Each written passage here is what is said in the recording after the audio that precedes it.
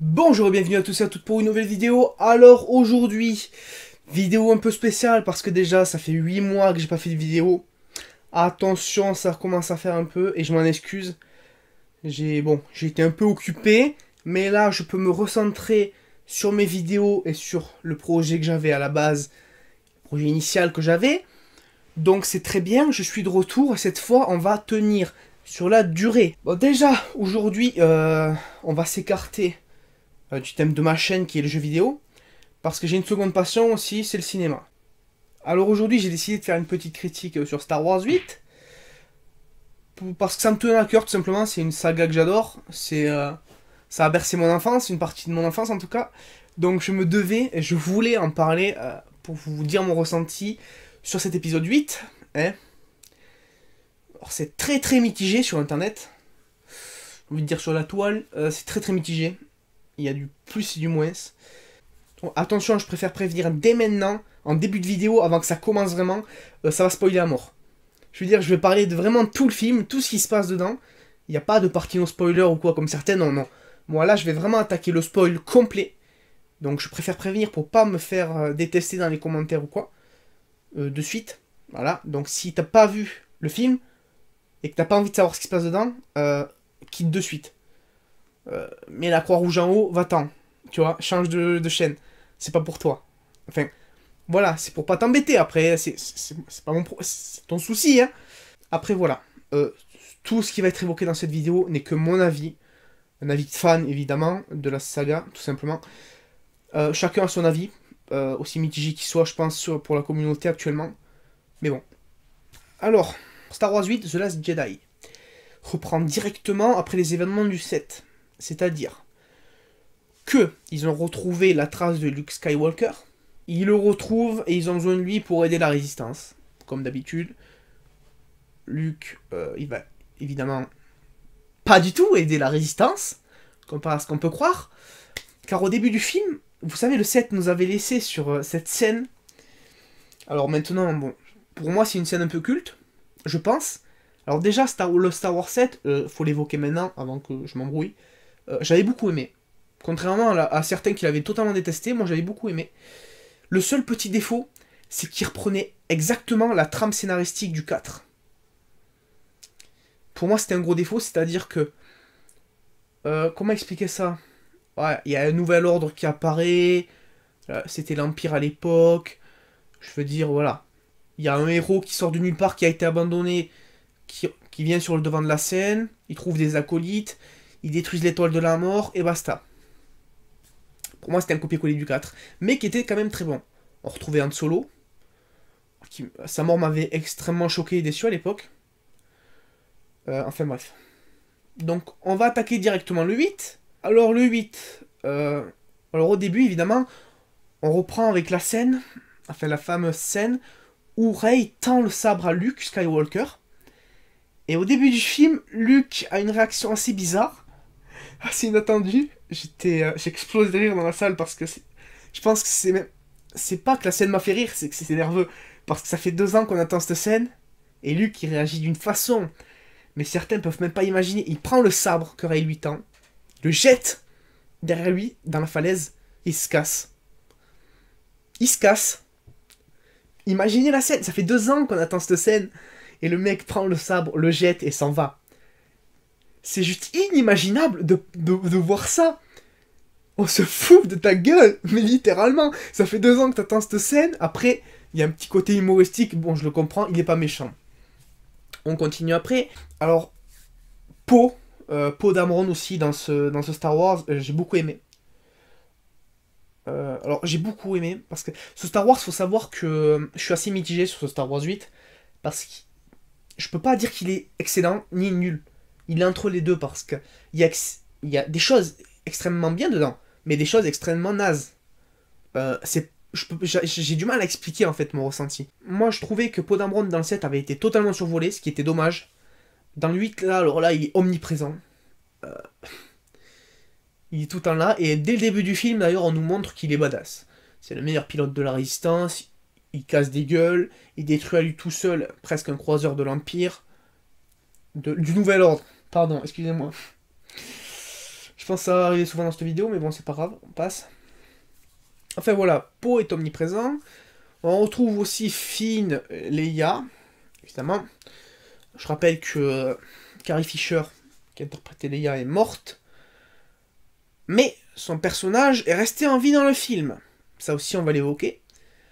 Alors, dès le début du film, c'est dès le début, hein. Dans les 20 premières minutes, là où j'ai quand même crisé sur une... J'ai crisé sur une certaine scène quand même qui m'a... Ça m'a choqué. Ça m'a choqué. En fait, voilà. Après avoir détruit le croiseur du Nouvel Ordre, si vous voulez, il y a Kylo Ren qui, avec deux chasseurs sur son côté, avec deux chasseurs sur ses deux côtés, qui arrivent, et qui arrivent devant la cabine de sa mère. Donc Leia. Et puis Kylo Ren hésite à tirer, il ne tire pas. Les deux chasseurs, évidemment, tirent comme des bourrins, explosent la cabine.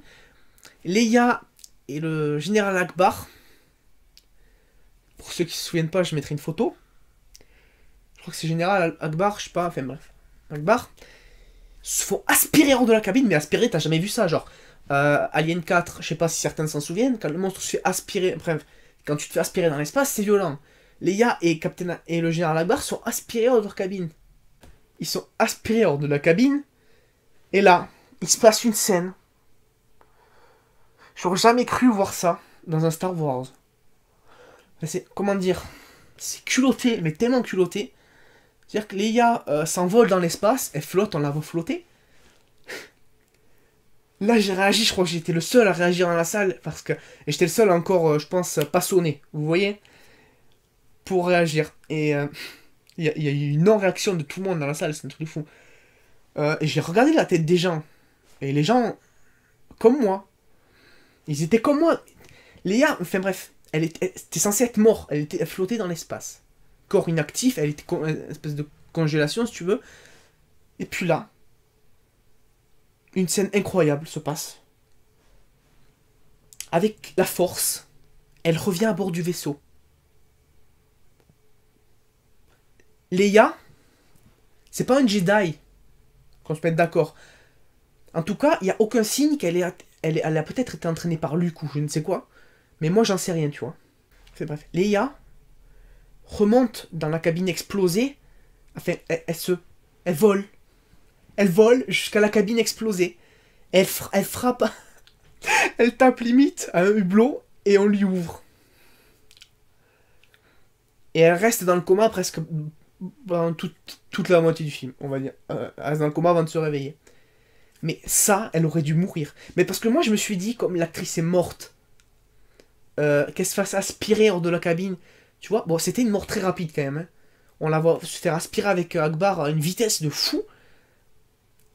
Et tu te dis, bon, ok, l'actrice est morte, ils ont voulu la tuer dans le film. Bon, c'est pas étonnant, tu vois.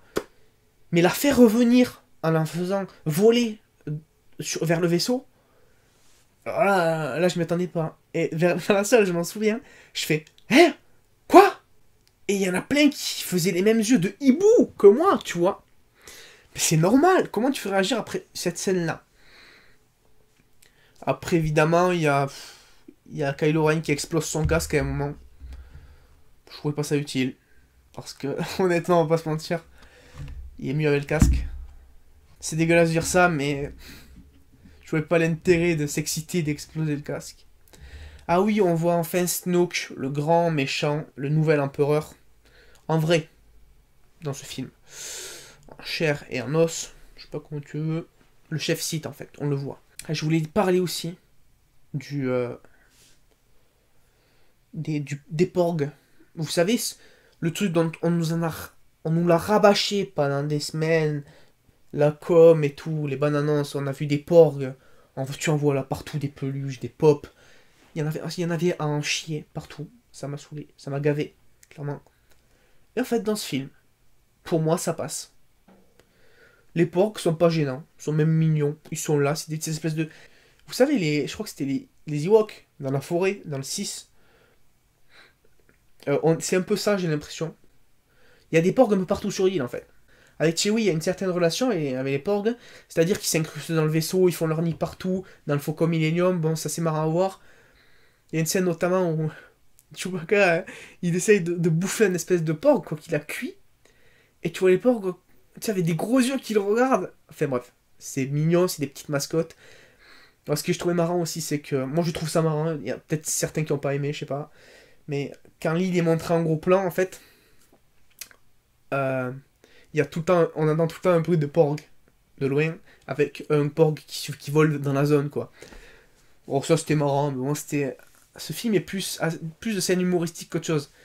C'est étonnant pour un Star Wars de faire ça, parce que c'est plus côté Marvel, d'habitude, qui a ce côté humoristique. C'est bizarre. Mais c'est nouveau, c'est pas mal. Ah oui, aussi, on en apprend un peu plus sur le passé de Kylo Ren. Comment il en est arrivé là, on nous montre plusieurs flashbacks, etc. Ça, c'est dès le 7, je pense qu'on aurait dû nous le montrer. Mais bon, on nous l'a montré au final. On nous a montré, en fait, pourquoi l'ordre Jedi, le nouvel ordre de Luke, a été détruit. Et pourquoi Kylo Ren est passé du côté obscur. En fait, c'est ouf parce que... En fait, on nous explique que Luke, il a senti le côté obscur de Ren. En gros, il a senti le côté obscur de Ren. Et durant la nuit, en fait, il s'est approché de son lit. Et en fait, il s'est dit qu'il faut que je le tue. Il allume son sabre laser. Et pendant une demi-seconde, il a l'idée de le tuer. Il est au-dessus de son lit. Et d'un coup, il regarde son sabre et il se dit mais qu'est-ce que je suis en train de faire? C'est pas digne d'un Jedi. Sauf que lors de cette demi-seconde, où il s'apprête à le tuer, et qu'il se rend compte qu'il va pas le faire au final, Kylo Ren se réveille et le voit avec le sabre laser au-dessus du lit. Et là, ça part d'une incompréhension totale en fait. Et du coup, bon, Kylo Ren passe du côté obscur, on connaît les bails, t'as vu. C'est pas mal de voir quelques extraits du passé de Ren, sous plusieurs angles. On le voit sous l'angle de Luke et sous l'angle de Kylo Ren. Donc Kylo Ren nous explique bien que Luke a essayé de le tuer. Luke nous a dit que il a voulu pendant une demi-seconde. Et au moment de se raviser, Kylo Ren l'a vu à ce moment-là. Enfin bref. Le total bordel. Ah, dans le film, il y a un truc qui m'a hyper choqué. C'est en fait Luke Skywalker surtout. Parce qu'évidemment, on va le voir durant toute une partie du film. Et moi, il y a un truc qui m'a choqué, qui m'a même énervé. C'est que Luke, dans la trilogie, le 4, 5, 6, avec la trilogie de Luke, c'est en gros, Luke est combatif, il veut tout faire pour détruire l'Empire, Darth Vader et tout, l'emmener du... Enfin bref, la totale. Là, c'est une espèce de lâche. En fait, il veut pas reproduire... Il veut pas entraîner Rey, quand elle vient le voir, en fait, par peur de reproduire ce qu'il a fait avec Kylo Ren, en fait. Et du coup, à un moment, il dit une phrase à Rey, mais c'est totalement logique ce qu'il dit au final. On peut pas lui reprocher. Rey, elle lui dit pourquoi vous voulez plus entraîner de Jedi et tout. Et puis il a dit un truc, il a dit quand il n'y a plus de Jedi, il n'y a plus de Sith. C'est à cause des Jedi qu'il y a des Sith. Et Luke, en fait, part du principe qu'il ne faut plus entraîner de Jedi. Comme ça, ils ne peuvent plus passer du côté obscur. Du coup, il n'y aura plus de Sith. Du coup, voilà, il n'y aura plus aucun des deux. Et voilà, Luke, c'est ça qu'il pense. Du coup, il ne veut pas entraîner Rey. Du coup, il laisse tomber un peu la force, etc. Il laisse tomber un peu tous ses pouvoirs. Bon, enfin, bref. C'est pour ça qu'il s'est exilé, entre parenthèses. Après son erreur avec Kylo Ren et la destruction de son nouvel ordre Jedi, on va dire, il s'est isolé pour éviter tout ça. Et bon, Rey, il a peur de Rey aussi parce qu'elle est très puissante, il le sent de suite. Et enfin bref. Il y a une scène où il dit qu'il en a peur, au final il veut plus l'entraîner, enfin bref, je crois que c'est ça. C'est un beau bordel, et c'est ça. Et Luke, pendant tout le film, jusqu'à la fin, où là il pète le feu, mais comme t'as jamais vu, bah, il est un peu lâche pendant tout le film. Enfin, pas lâche, mais tu l'as jamais vu aussi peu combatif que ça, Luke. Et pour moi, ça fait bizarre parce que c'est le héros. C'est le héros par évidence même. Et là, le voir hésiter tout le temps, avoir peur et tout, c'est étonnant. C'est assez étonnant, mais c'est pas mal. C'est après. Il y a eu une interview de Mark Hamill, donc l'acteur qui fait Luke Skywalker, qui a dit qu'il n'aimait pas ce Luke Skywalker là. Je crois que c'est ça. Qu'il n'aimait pas ce personnage là. C'est pas son Luke. C'est lui qui l'a dit. Je suis d'accord avec lui. Je suis totalement d'accord avec lui. Mais après voilà, c'est pas... Pour moi la trilogie elle va mal se finir. Clairement. Vu comment on est parti sur le set, il y avait de bonnes bases qui avaient été pour moi de bonnes bases pour faire une bonne trilogie. Après voilà, pour moi c'est un petit peu des copier-coller du 4, 5, 6. Avec un empire, nouvel ordre, le grand méchant, l'empereur, Snoke, Kylo Ren, Darth Vader. Kylo Ren qui est totalement un adolescent, qui s'énerve tout le temps. Ça m'agace. C'est un espèce de nerveux, ça me gonfle un peu. Mais bref. Aussi, il y a un truc hyper important que je voulais dire.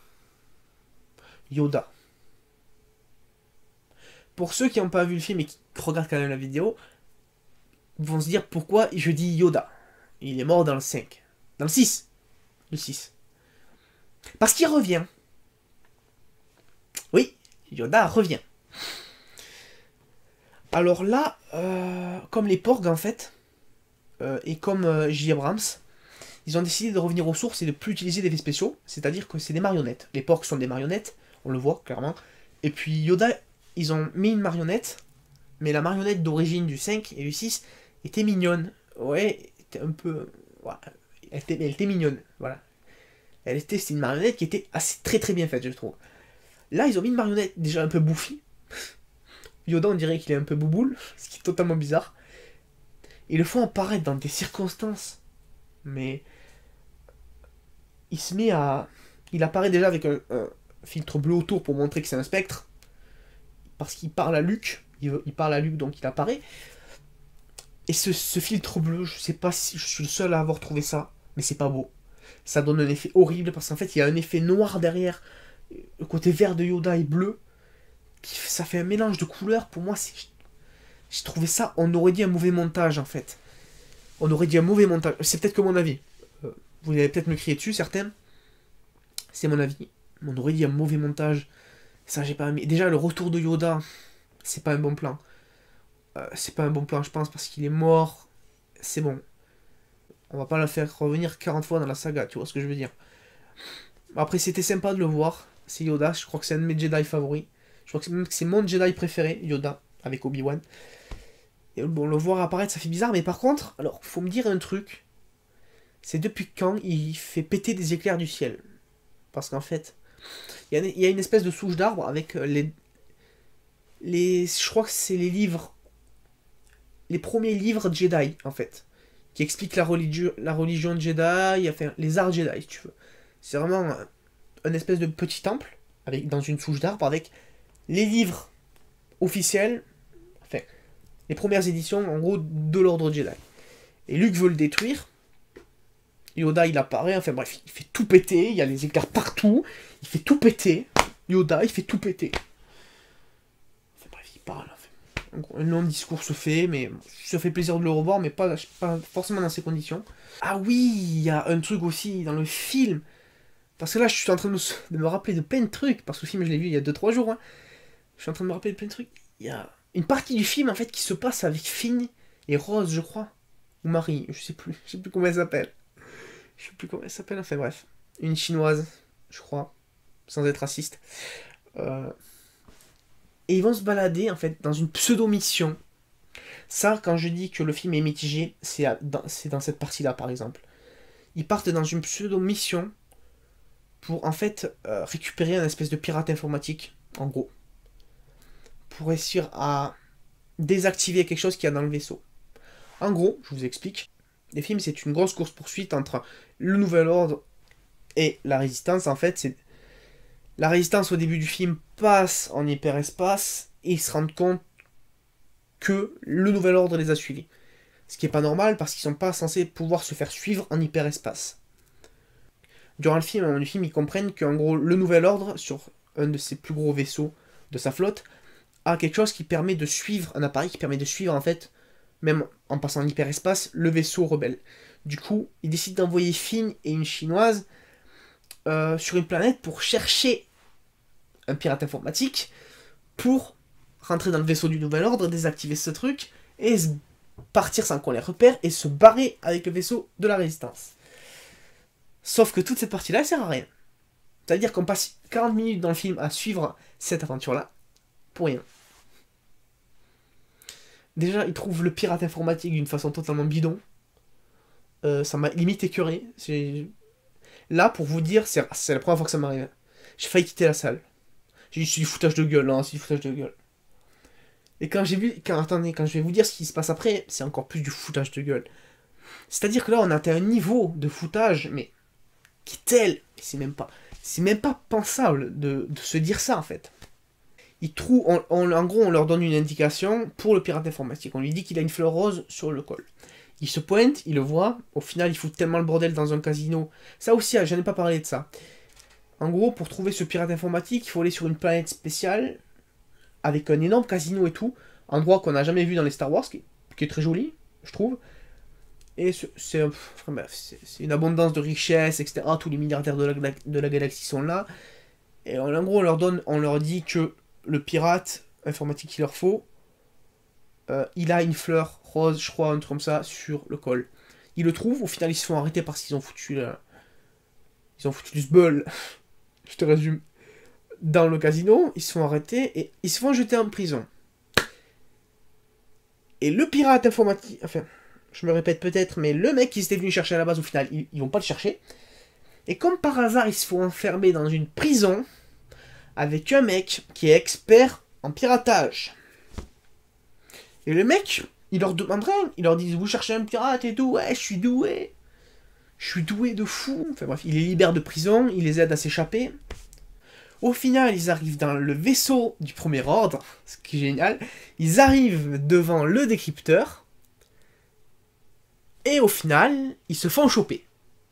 Ils se font arrêter. Et toute cette partie-là que vous avez vue pendant 40 minutes ne sert à rien.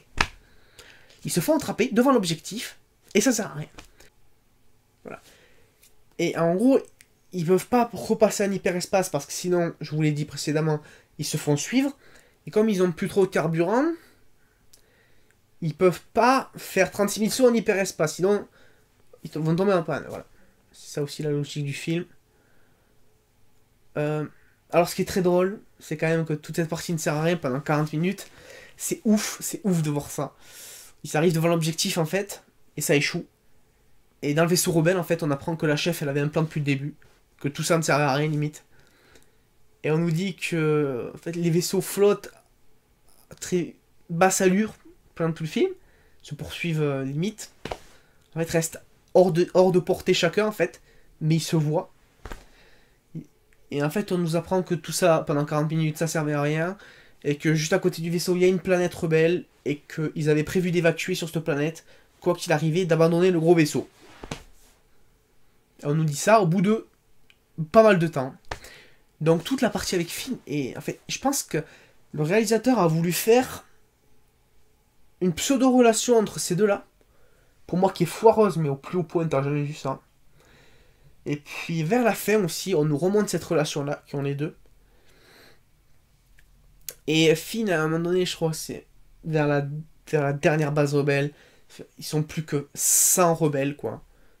Va refonder une rébellion avec ça. Et en gros, le premier ordre arrive devant la base rebelle, après avoir atterri sur la planète eux aussi. Parce qu'ils les ont vus s'échapper, évidemment, faut pas être malin. Hein. Ils tirent sur la... Enfin, ils activent un gros laser pour défoncer la base. En gros, je te résume, la base est devant eux, ils veulent passer.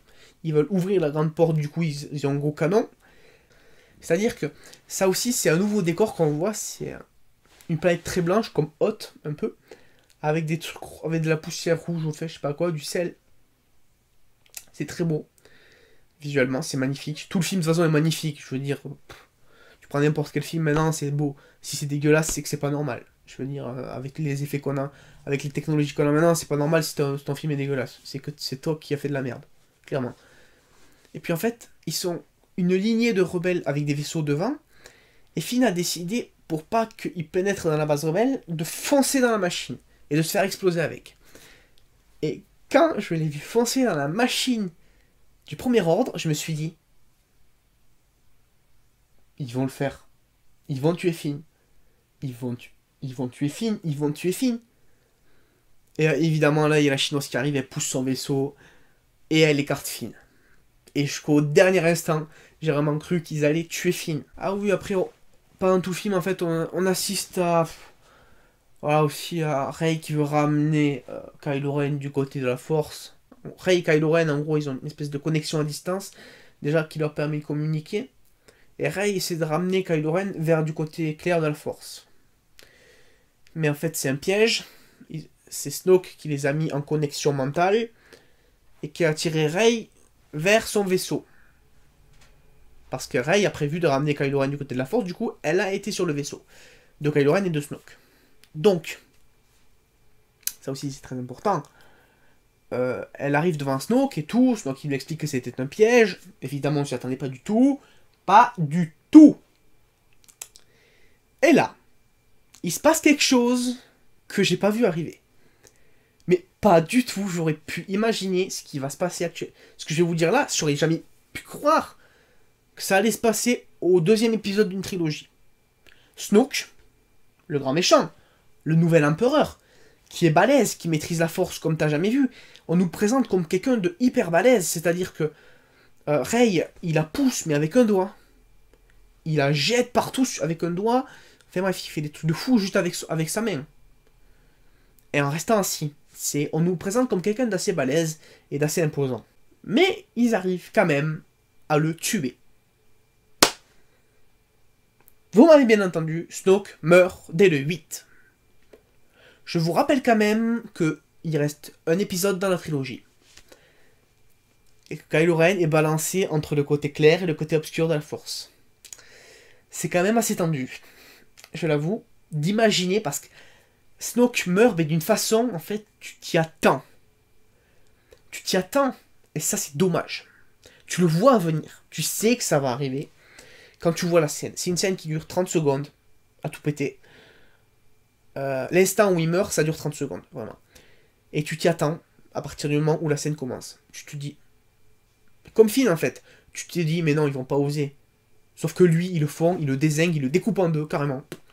Il découpe Snoke en deux, c'est clair. Hein. Le mec est hyper badass, quand même, je rappelle. Il découpe Snoke en deux, son cadavre s'écroule par terre. Alors ça, c'est énorme, quand même, aussi. La caméra, elle va sur le corps de Snoke, le haut. Et vraiment, on dirait un lendemain de cuite. Je vous jure, le cadavre de Snoke, pour moi, ils l'ont ridiculisé. Ils ont ridiculisé ce méchant comme t'as jamais vu un méchant ridiculisé. Ils ont ridiculisé Snoke, mais d'une façon que t'auras jamais imaginé.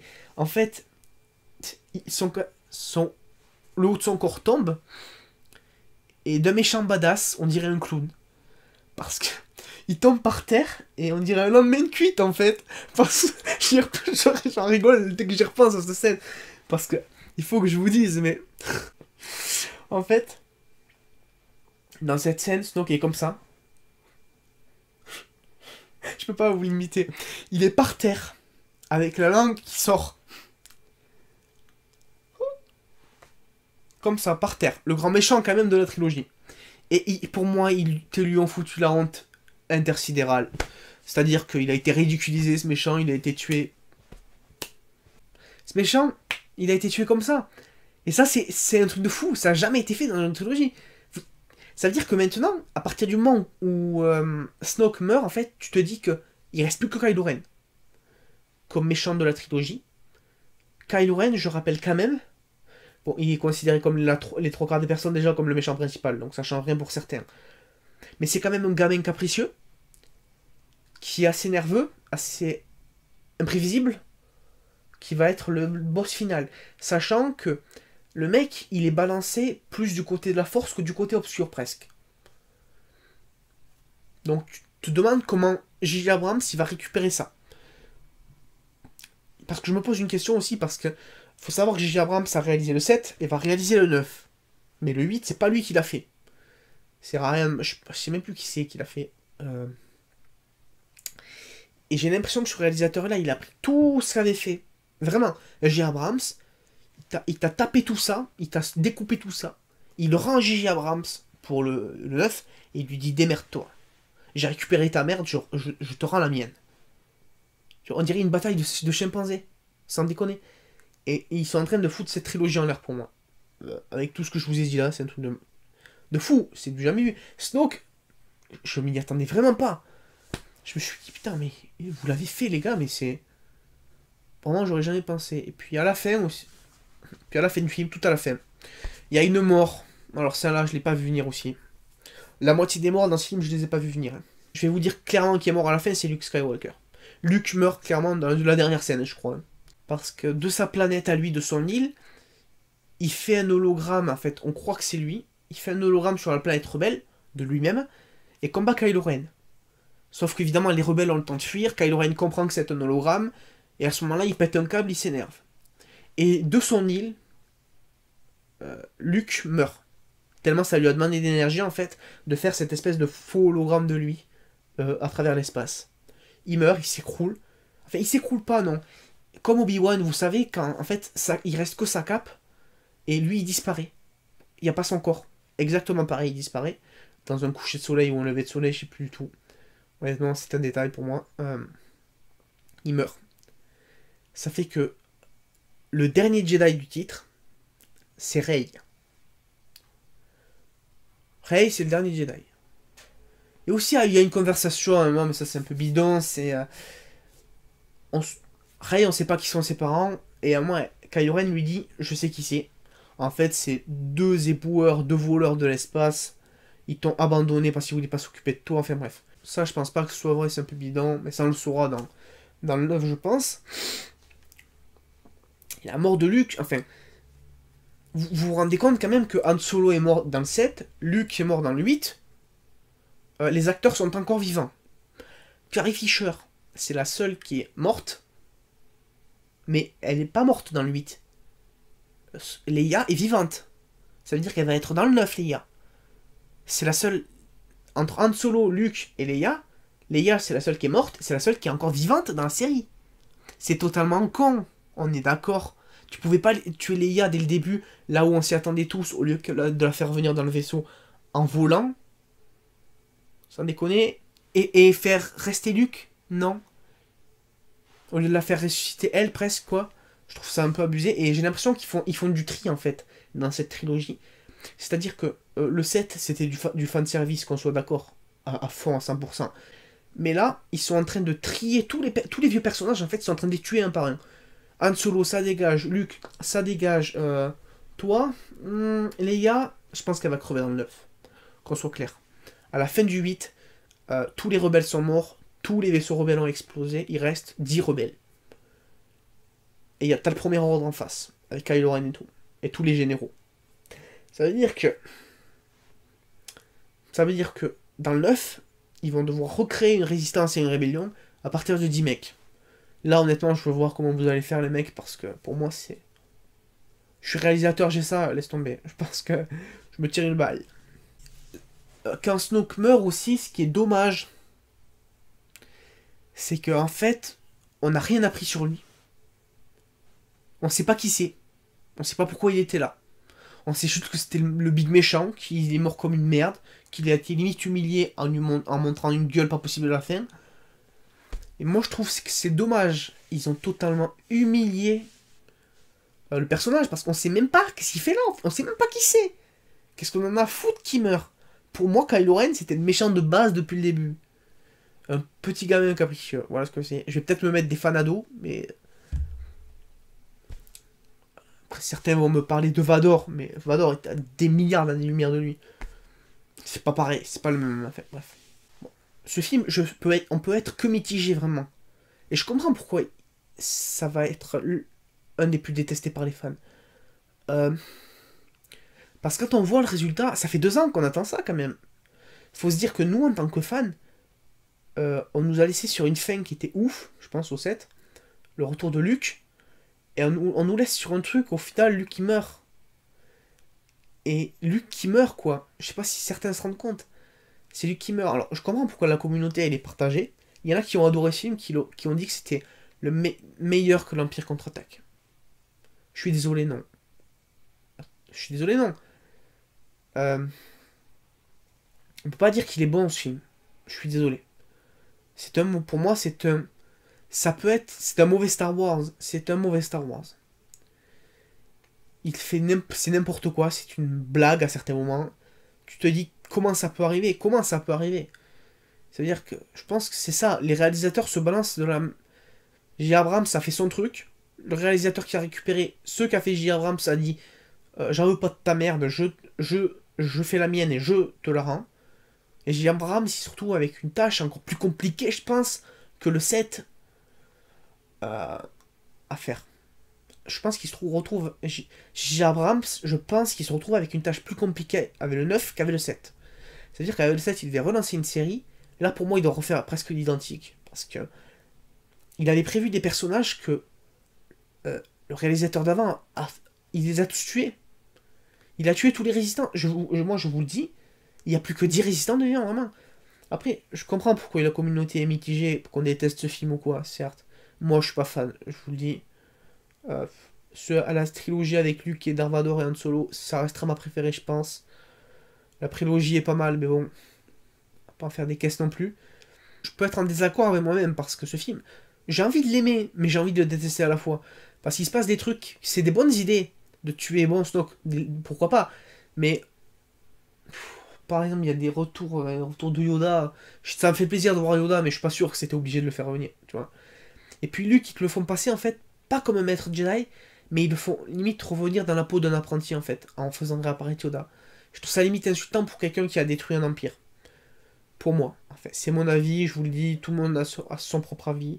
Moi, je vous donne le mien. Vous en pensez ce que vous voulez. Vraiment. Ce n'est que subjectif. Je vous le dis. Vous avez pu penser totalement le contraire de moi, il n'y a pas de souci. En tout cas, cette critique me tenait vraiment à cœur. Ça m'a fait énormément plaisir de la faire. Et puis je voulais m'essayer à autre chose que le jeu vidéo, pourquoi pas. Je referai des critiques comme ça sur d'autres films, clairement. Moi j'adore ça. Je vous l'ai dit, c'est ma deuxième passion. Ça me plaît de faire ça. Voilà. Donc je tenais à faire cette vidéo tout simplement sur la saga, une de mes sagas préférées du cinéma, qui est Star Wars. Et ce 8e épisode m'a donné l'occasion de faire une vidéo et d'essayer ce format de vidéo, j'espère que ça vous plaît. Donc honnêtement, j'espère que cette vidéo vous a plu, parce qu'elle a été faite vraiment avec le cœur d'un fan, et d'un passionné tout simplement. Donc honnêtement, laissez votre avis en commentaire si vous avez quoi que ce soit à me dire, vraiment. Et ça me ferait plaisir vraiment que vous m'encouragiez à continuer comme ça, en laissant un maximum de pouces bleus, et en vous abonnant à la chaîne. Quant à moi, je vous dis à bientôt à tous et à toutes pour une nouvelle vidéo, que ce soit cinéma, jeu, ça dépendra des moments, ça dépendra de ce qu'il y a, tout simplement. Quant à moi, je vous dis à bientôt à tous et à toutes pour de prochaines vidéos, prochainement, sur cette chaîne. Ici présent. Maintenant. Pas maintenant. Peut-être. Enfin, après. Enfin, tu verras. Bisous.